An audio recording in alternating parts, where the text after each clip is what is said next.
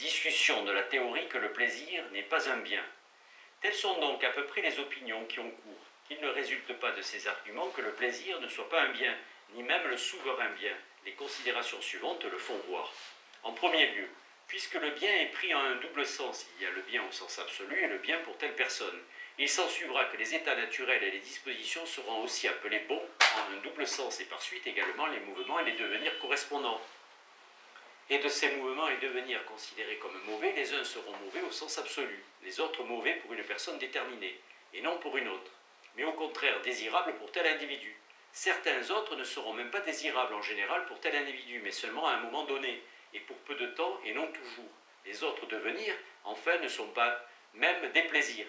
Mais le paresse seulement, ce sont tous ceux qui s'accompagnent de peine et ont pour fin une guérison, par exemple les processus des maladies.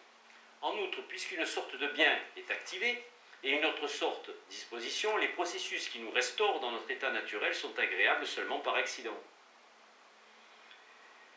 L'activité en travail dans nos appétits étant celle de cette partie de nous-mêmes demeurée dans un état naturel.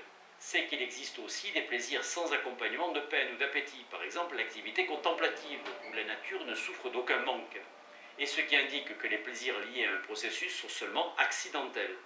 C'est ce qu'on ne se réjouit pas du même objet agréable au moment où la nature remplit ses vides et après qu'elle est restaurée. Dans la nature restaurée, on se plaît aux choses qui sont agréables au sens absolu. Dans la nature en train de se refaire, on se plaît même à leur contraire. Car on aimera même les substances piquantes et amères dont aucune n'est naturellement agréable, ni absolument agréable. De sorte que les plaisirs que nous en ressentons ne sont non plus ni naturellement ni absolument agréables. La distinction qui sépare les différents objets plaisants l'un de l'autre s'étendant au plaisir qui en découle. En outre, il ne s'ensuit pas qu'on doive nécessairement poser quelque chose de meilleur que le plaisir, pour la raison qu'on dit de certains la fin est meilleure que le devenir. Les plaisirs, en effet, ne sont pas réellement des devenirs, ni ne sont pas tous liés à un devenir. Ils sont activité et fin. Ils ne se reproduisent pas non plus au cours de nos devenirs, mais quand nous faisons usage de nos puissances. Tous enfin n'ont pas une fin différente d'eux-mêmes. Cela n'est vrai que des plaisirs de ceux qui reviennent à la perfection de leur nature. Et c'est pourquoi il n'est pas exact de dire que le plaisir est un devenir senti. Il faut plutôt le définir comme une activité de la manière d'être qui est selon la nature et au lieu de senti, maître non empêché. Il y a aussi les gens qui regardent le plaisir comme un devenir, parce que c'est pour eux un bien au sens absolu, car à leurs yeux l'activité est un devenir, alors qu'en fait elle est tout autre chose. L'opinion suivant laquelle les plaisirs sont mauvais, parce que certaines choses agréables sont nuisibles à la santé, revient à dire que la santé est mauvaise parce que certaines choses utiles à la santé ne valent rien pour gagner de l'argent. À cet égard, assurément, les choses agréables comme les choses utiles à la santé sont mauvaises, mais elles ne sont pas mauvaises du moins pour cette raison-là, puisque même la contemplation peut parfois être nuisible à la santé. Autrement dit, cela ne prouve pas qu'elle soit mauvaise en elle-même. D'autre part, ni la prudence, ni aucune disposition en général n'est entravée par le plaisir découlant d'elle-même, mais seulement par les plaisirs étrangers, puisque les plaisirs nés du fait de contempler et d'apprendre nous feront contempler et apprendre davantage. Qu'aucun plaisir ne soit l'œuvre d'un art, c'est là un fait assez naturel.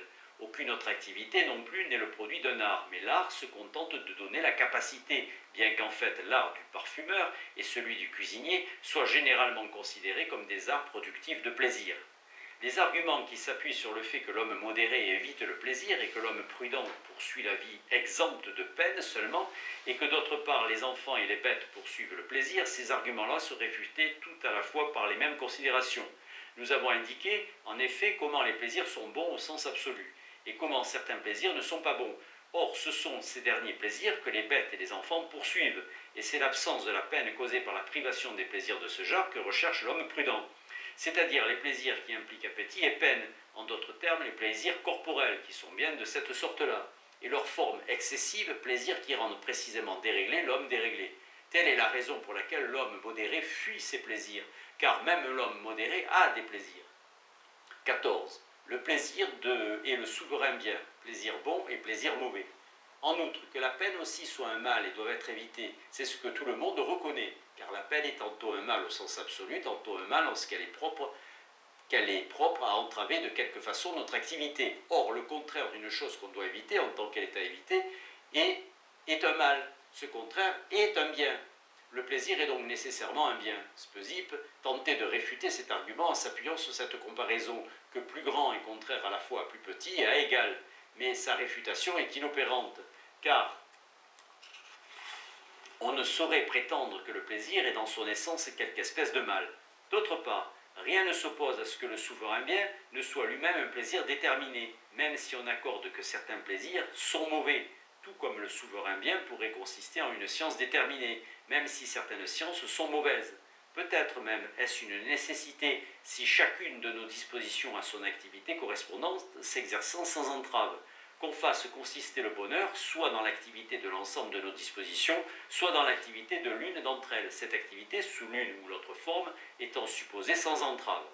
Que l'activité en question soit la plus digne de notre choix. Or, cette activité est plaisir. Ainsi, le souverain bien serait un certain plaisir, bien que la plupart des plaisirs soient mauvais, et même, le cas échéant, mauvais absolument. Et c'est pourquoi tous les hommes pensent que la vie heureuse est une vie agréable, et qu'ils entrelacent étroitement le plaisir au bonheur.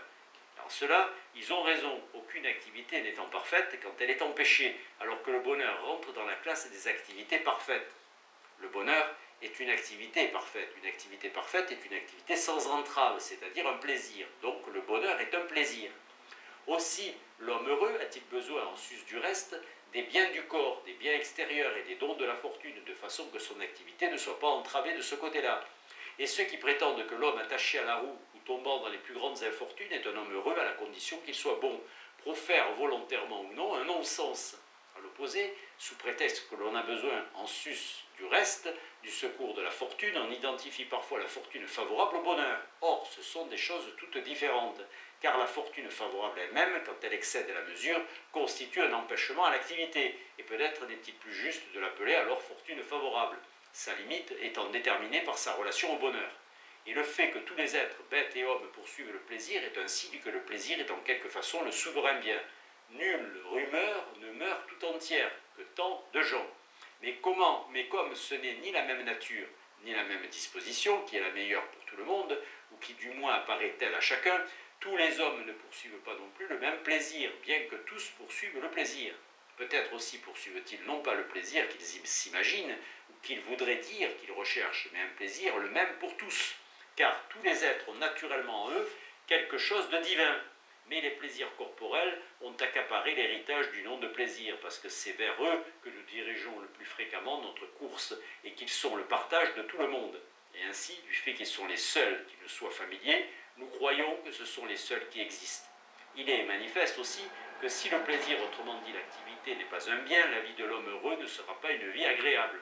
Pour quelle fin aurait-il besoin du plaisir si le plaisir n'est pas un bien ?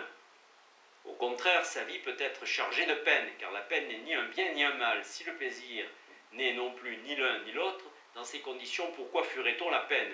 Dès lors aussi, la vie de l'homme vertueux ne sera pas plus agréable qu'une autre, si ses activités ne le sont pas non plus davantage. Au sujet des plaisirs du corps, il faut examiner la doctrine de ceux qui disent qu'assurément certains plaisirs sont hautement désirables, par exemple les plaisirs nobles, mais qu'il n'en est pas ainsi des plaisirs corporels et de ceux qui sont le domaine de l'homme déréglé. S'il en est ainsi, pourquoi les peines contraires sont-elles mauvaises ? Car le contraire d'un mal est un bien. Ne serait-ce pas que les plaisirs qui sont nécessaires sont bons au sens où ce qui n'est pas mauvais est bon. Ou encore, seconde Lousis, les plaisirs corporels sont bons par soi, mais tant qu'ils demeurent dans la mesure normale, mécrit tout. Ils deviennent mauvais au-delà. Cette solution a la préférence d'Aristote. Il explique dans les paragraphes qui suivent. Ou encore que ces plaisirs sont bons jusqu'à un certain point.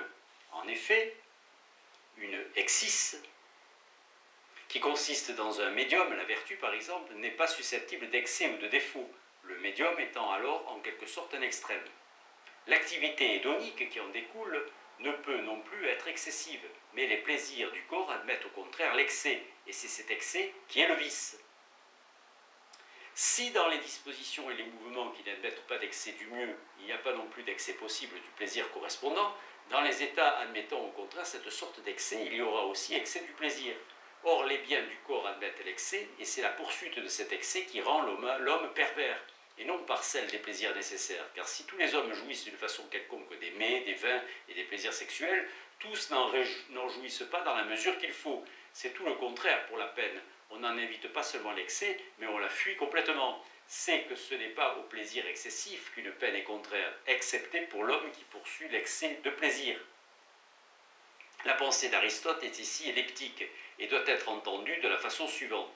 Alors que le plaisir corporel est bon quand il est modéré et mauvais quand il est excessif, toute peine au contraire est mauvaise, ce qui ne veut pas dire, ou gare estime, que l'absence de plaisir excessif soit un mal pour l'homme de bien. En réalité, cette absence n'est un mal que pour le méchant, qui n'a de choix qu'entre la peine d'une part et le plaisir immodéré de l'autre. Ainsi, pour l'homme vertueux, le plaisir modéré est un bien positif, et la peine opposée un mal positif. Pour le méchant, l'excès de plaisir est un mal positif, et la peine opposée n'est qu'une négation de ce plaisir, et non un mal proprement dit.